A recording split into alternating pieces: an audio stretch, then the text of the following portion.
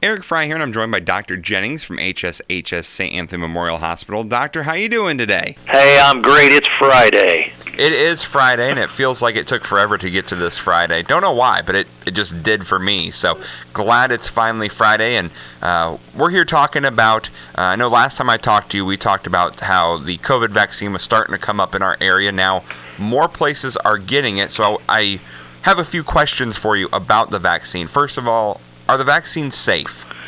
Now, that is the big question. You know, what I've asked of everybody is please, before you take the advice of, who knows what on social media, et cetera, let's try to make sure that we understand the facts before you make decisions, because the critical element of this is the success of this vaccine and our ability to emerge from this pandemic finally. So, an incredibly effective vaccine. Both of the current vaccines that are out there have about a 95% efficacy rate after receiving both doses. So, so when you think about safety, the thing that you always balance it against is the effectiveness. And efficacy-wise, incredibly efficacious vaccines in comparison to virtually any vaccine. So great news on that front.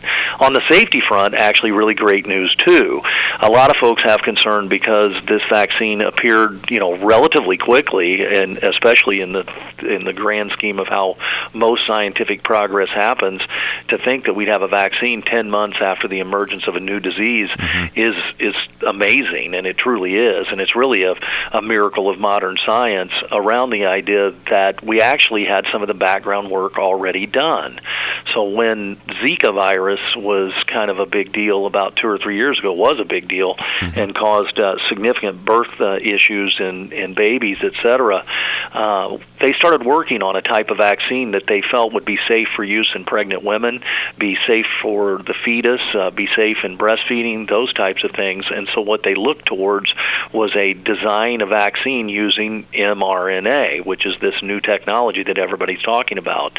And so the reason for using that is that type of vaccine has the nucleic acids that are in there don't enter the nucleus of the cell, which is where your DNA is stored.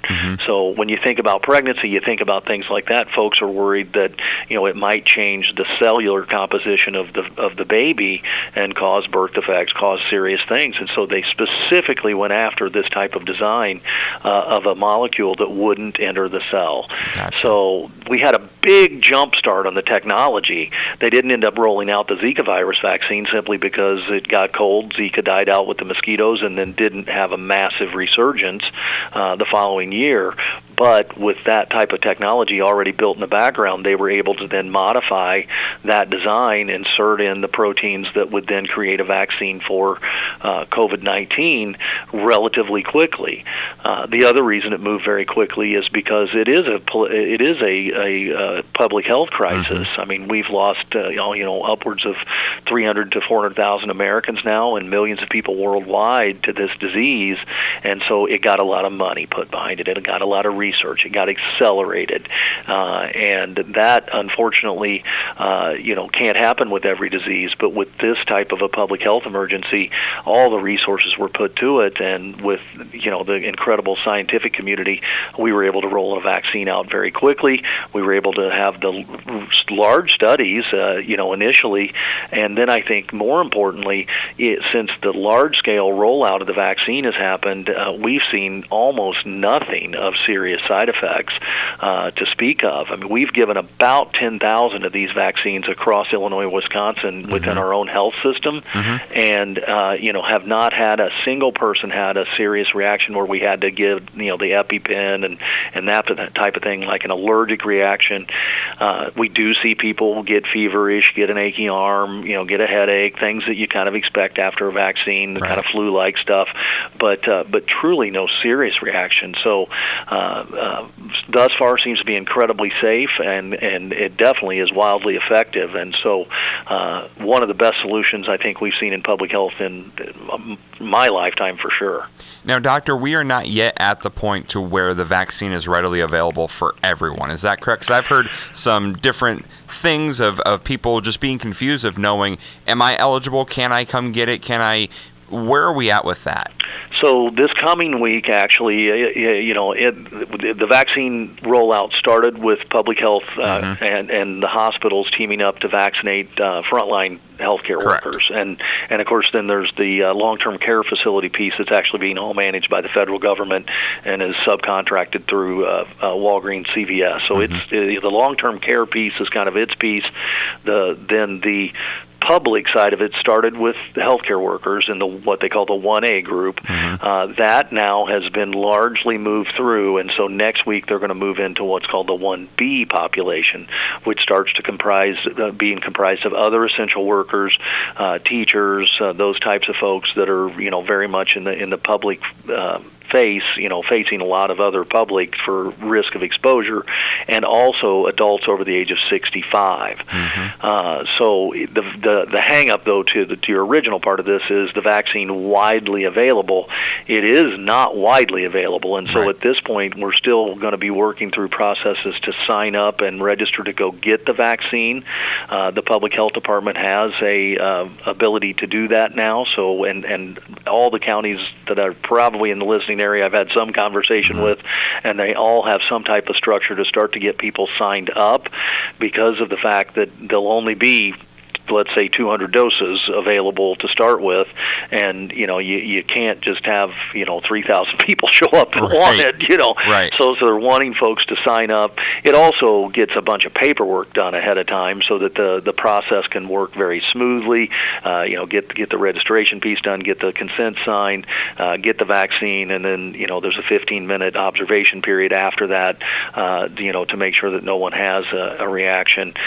30 minutes if you've had trouble with other vaccines, and then move on. So as they move through 1B, which is a huge number of people, I mean, when you start talking about everybody over the age of 65, that's an enormous number of people. That's going to take quite some time. Then it moves on down into 1C, et cetera, et cetera, et cetera, which those groups continue to kind of be hashed out more definitively. But for folks that are interested, and I certainly want you to be interested, this is an incredibly effective vaccine, and is the opportunity for us to start to emerge. Be reaching out to your public health departments to find out how you can sign up and get registered for a time. Now, Dr. Jennings, I know we have talked in the past, I had COVID, my wife had COVID as well. If you had COVID, do you still need to get this vaccine? I had COVID as well, so a ton of fun. It was not, and I certainly wouldn't wish it on anybody. Yes, you do, and there's a couple reasons why. One is kind of the scientific idea of triggering a memory response within your own immune system. One of the ways the immune system works to protect you is that you get a disease and get exposed to it more than once. So and then when it sees it again, it remembers it very quickly and puts it out. So if you've had the disease and then you get the vaccine, then that should trigger the memory response and basically have your immune system tuned up, ready to go and ready to attack it if you're exposed again. The other reason is basically to continue to get that level of herd immunity, so that we talk about maybe that the immunity does wane after 90 days, and so there's the possibility of reinfection. Well, you can imagine if we can kind of if we perpetuate a reinfectious environment, this thing's going to go on and on and on. So if we can get folks to get vaccinated, even if they've had the vaccine, that should help to break that cycle. Originally, there was guidance that said to wait the 90 days prior to receiving the vaccine if you'd had COVID.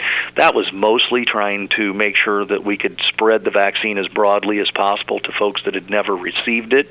It actually turns out that we've had enough vaccine supply, which is great news, that they've now transitioned from that and said that you need to be at least 10 days out and recovered. I mean, you need to be fully recovered in at least 10 days, but of course during that 10 days you're supposed to be, in confinement.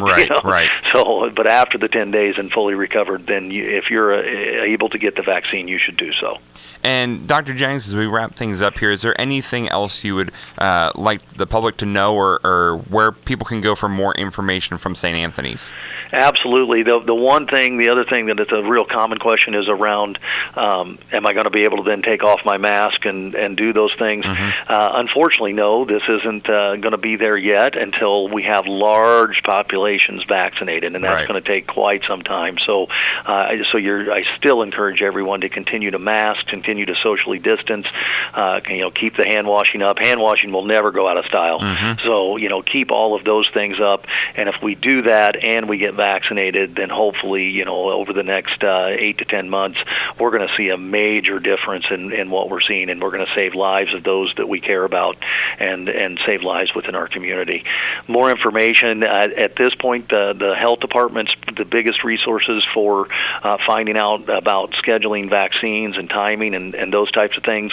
They're helping to coordinate with medical offices, the hospitals, et cetera, to make distribution of the vaccine. So they're probably the first touch point. We do have information on our website about COVID in general, some stuff about the vaccine, et cetera. But as far as actually getting it scheduled, at least in most of the counties, the health department's taken the lead, and we're going to support them in every possible way throughout. Well, thank you so much, Doctor, for joining me, and I think I will talk to you next Thursday for a little bit more on COVID, okay? I appreciate the time, and thank you for getting me on.